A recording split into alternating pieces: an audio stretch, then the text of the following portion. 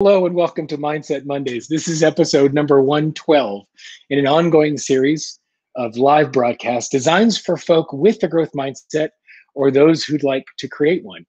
This space is a place for playing with new ideas, trying on new concepts, and trying out new mindsets. So now, what I was saying before when I first got on the broadcast was, it's incredible how with as few things as there are to do, with as many things that got taken off the calendar, how much I still was racing to get here this morning.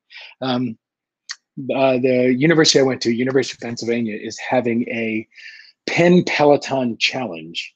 And whichever alumni class has the most rides completed between April 14th, or is that today? April 13th and May 13th wins absolutely nothing. That class wins bragging rights. So I tried to jam in a couple of Peloton rides this morning. So I was sort of racing to get here. And given the topic today, it's kind of fitting because the topic today is take a breath, right? It's a great story about Bruce Springsteen. He was interviewed several years ago. And the interviewer asked him if he had ever had stage fright or performance anxiety. And he was like, never. And he went on in the interview to talk about how he knows when it's time to go out on stage. He says he knows it's time to perform when his palms start to get a little sweaty, pulse gets elevated, and he starts to feel a little short of breath. That's when he knows it's time to go out, and he takes a deep breath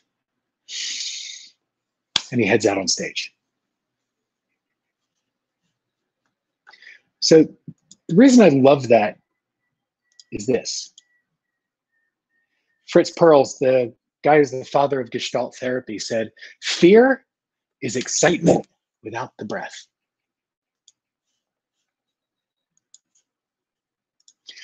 Right? And so that's what's salient here.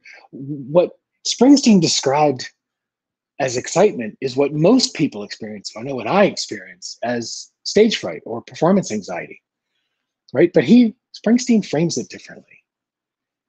By adding the breathing, he transforms all the indicators of fear into excitement.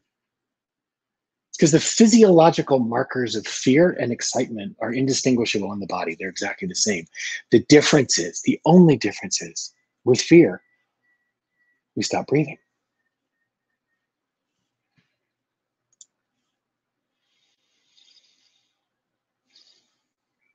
Adding oxygen changes everything. So many of the things that people are recommending to help us navigate through the upheaval and the chaos of being in quarantine and in this uncertainty and in economic lockdown. Meditation, exercise, breathing exercises. All three of those involve increasing your breathing, getting more oxygen into your system, slowing down and getting more connected to your body.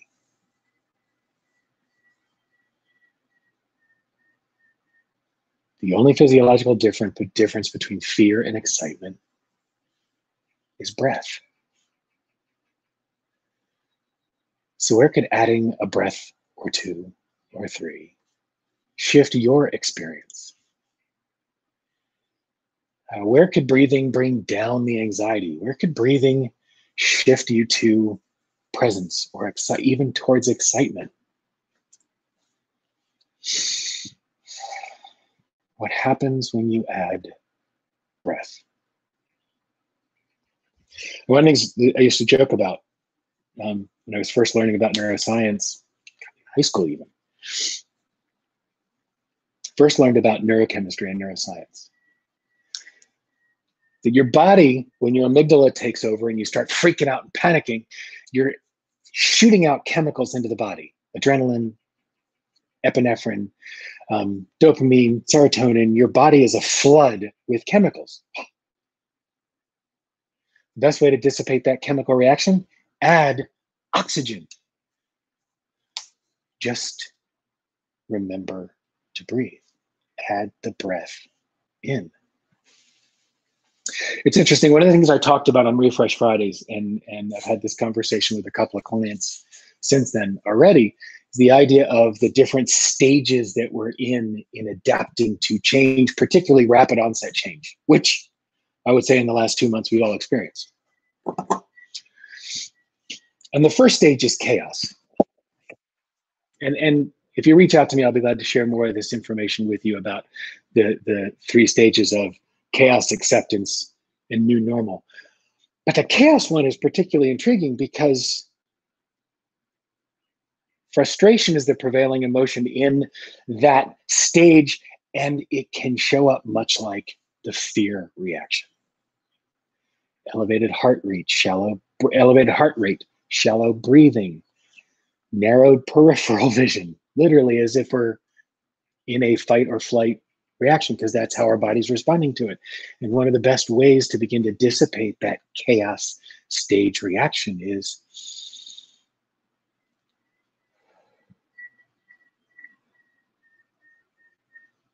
so take a moment now, just a moment,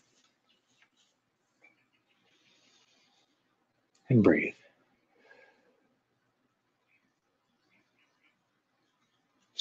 4-1-4-1. 4 counts in, hold for 1. 4 counts out, hold for 1.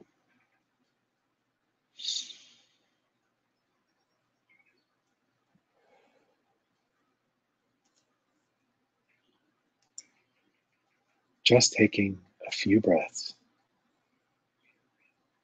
to calm your system down, to add oxygen, to center yourself again. It's an incredibly powerful way to recenter, refire your energy. Super important time to be able to do that and to remember to do that every day, several times a day. My coach had talked about a routine that he had started every day during quarantine. When he wakes up, the first thing he does before he gets out of bed is 5 slow, deep breaths. Feed your system with oxygen before you get rolling.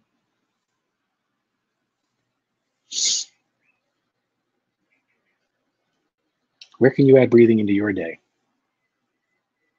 Where can you take time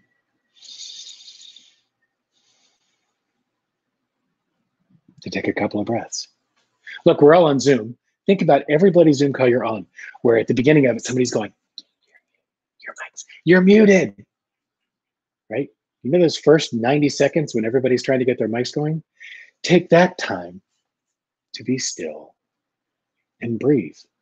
Nothing's getting done in the beginning of that meeting anyway while everybody's trying to figure out their technology. God knows I couldn't get the sound to work on this thing 112 episodes in. So take a moment and breathe and see what changes. See how much more present you can be in a meeting when you breathe first. See how much more attentive, more engaged, how much less the anxiety is.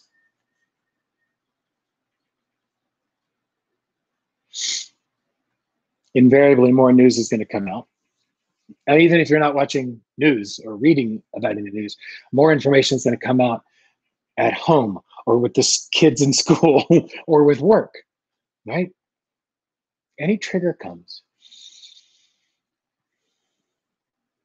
Breathe first. Spoiler alert, here's the cool part about breathing before you respond. You're more likely to respond instead of react. Just adding oxygen to the system gives you the ability to be more responsive instead of reactive. Reaction, reactive, reacting tends to be the primitive brain or the midbrain, not the prefrontal cortex, not the grown-ass adult that you are, not the evolved human being that you are, right? It's responding like a reptile. It's reflexive. Reacting is a reflexive response, right? The doctor smacks you in the knee during a physical, your leg pops. That's not a response, that's a reaction. Same thing. Breathing before responding increases the chance of you actually responding instead of reacting. Where else can you add oxygen right now? Keep it simple. This is simple. This couldn't be any more simple. Breathing, we do that without thinking, except the times that we don't do it without thinking. So that's the opportunity for this week. Add breath, add oxygen.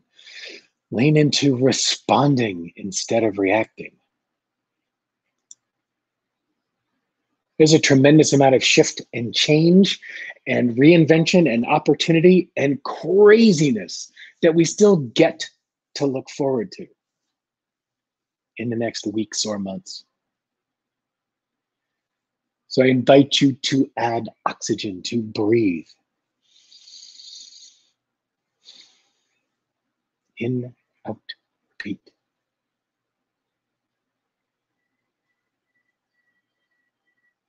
And I'd love to hear the shift that you notice over the day and the coming days and the week. Share your experience. Come to the Facebook group. Come to facebook.com/mindsetmondays. Let me try that again. If I put it on the screen, it'll be a lot easier, right? It's come to facebook.com/groups/mindsetmondays.